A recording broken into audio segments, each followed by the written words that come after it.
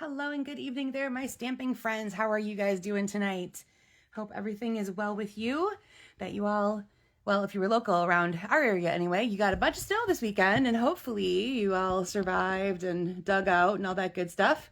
We got, I don't remember what the official count here was in the Madison area, but it was pretty substantial, but luckily it was falling very softly for about 24 straight hours. So it was manageable, and if you didn't go out in it, it wasn't so bad. So I'm just going to make a few adjustments here. I have a new phone, and it took me a minute to reconnect with all the sharing devices that I've got in the studio here. So, but I think I am connected, and I think I am live. And if you are here, please feel free to pop in and say hello right now. If you're watching later, I thank you very much for that as well. Okay, well, let's go ahead and get started with stuff tonight. We're going to do a fun fold tonight, and I saw this presented by fellow demonstrator Connie Stewert recently, and it's a very simple one, but kind of cute, and so I thought I would share that with all of you guys today. I'm going to be using on camera the Friendly Foliage set. Now, this is a new one that is in the online store, and I believe it was introduced last month in November. And so here's the stamp set, and it has a matching set of dies. Again, I want to point out this is the new packaging that things are going to be coming in now, stamps and dies together themselves. They each came in a separate folder. I have found that most of these anyway, are thin enough that I can store them together, and that is what I'm going to plan to do so that I don't have to go digging through two separate bins of things.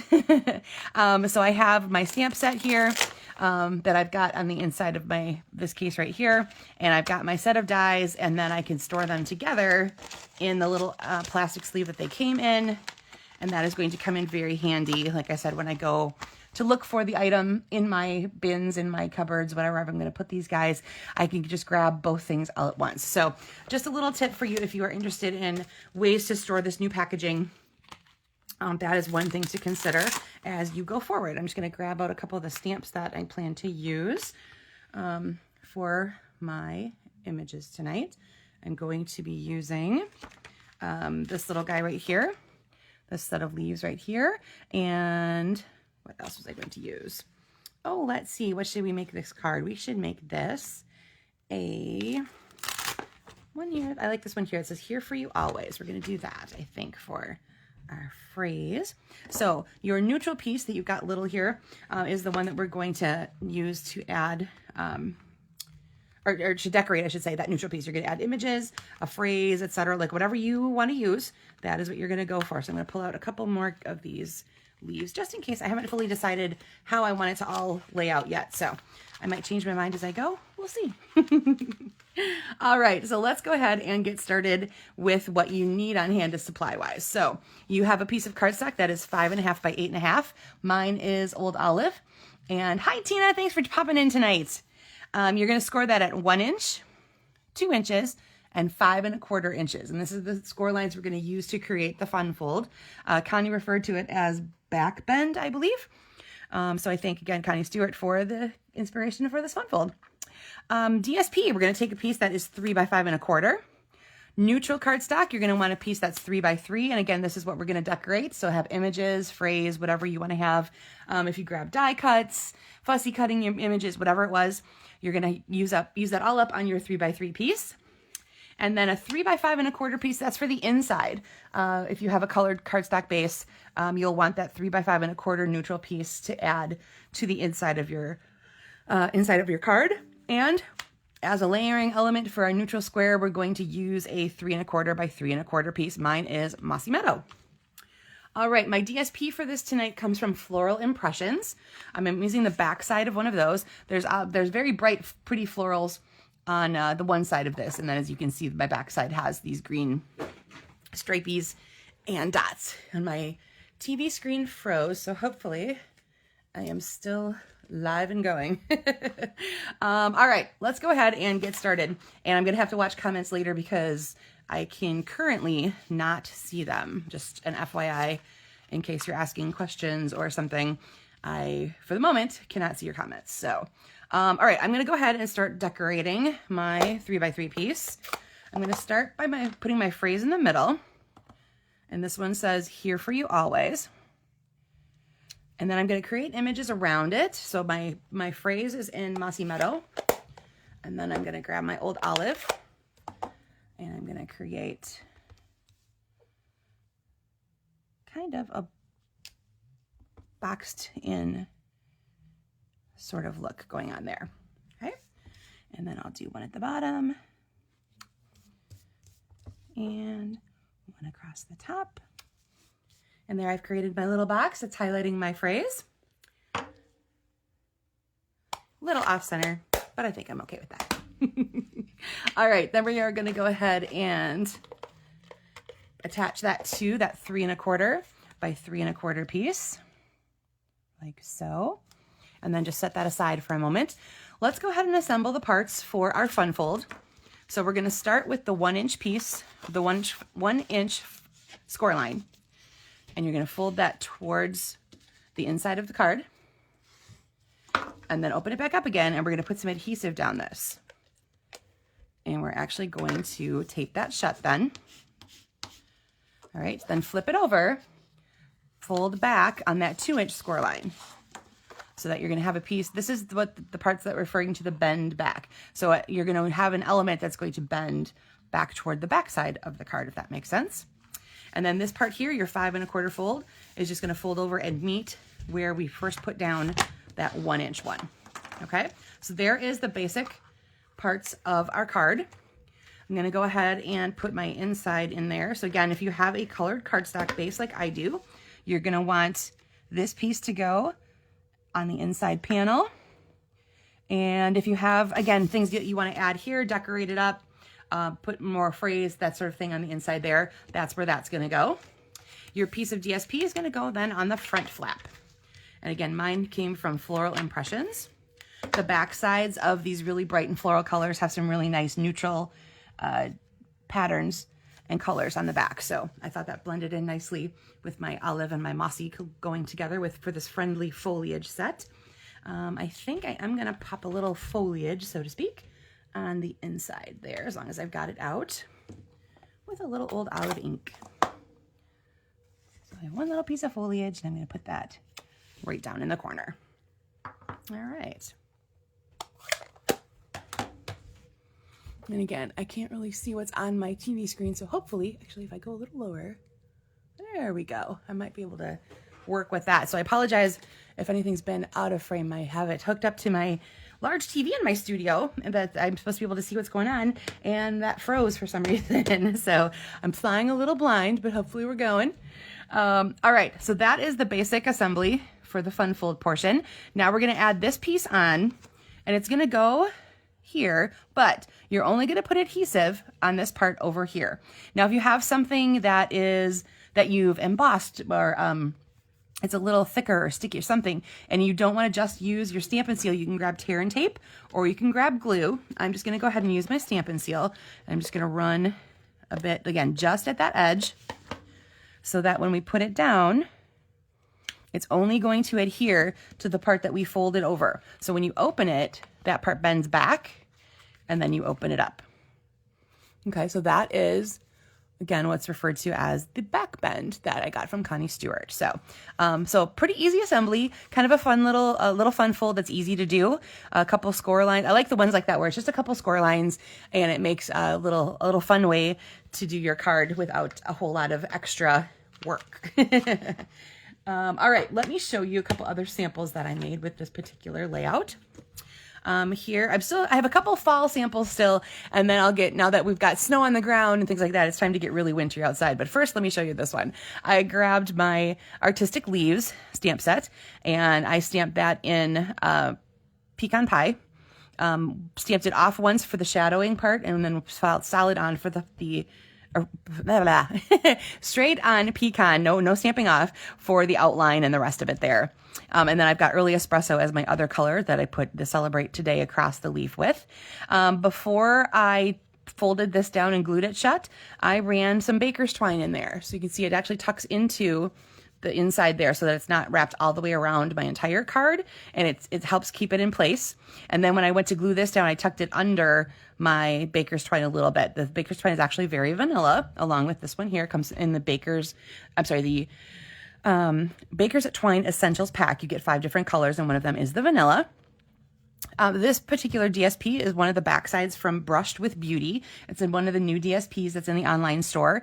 And again, very beautiful floral prints. And then the backsides are some of the really pretty neutrals. So I really kind of like the way this one turned out. And I have a copper metallic gem on the inside for my leaf. And then again, like I said, it opens up like so, that you already saw with my first sample. Whoops.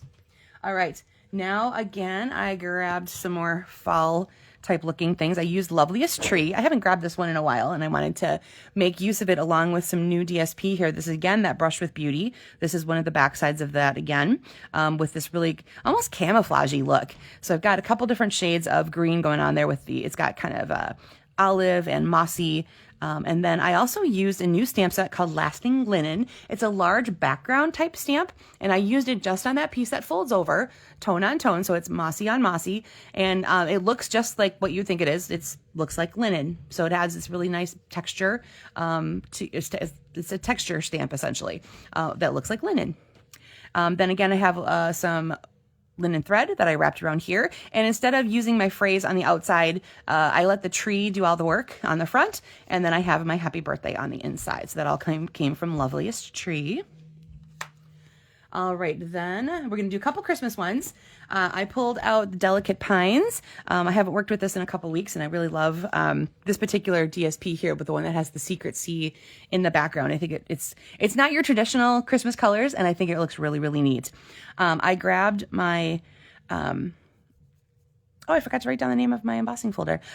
This is the one. I think it might come with the Peace on Earth collection. It has it's a frame around a part that you can add in a die cut piece, and I just used the edge of it again. This is kind of what I've been using it for a lot of things, just to add a little bit of decorative element to an edge or a corner or something like that. So I have it just on that piece of Secret Sea right there.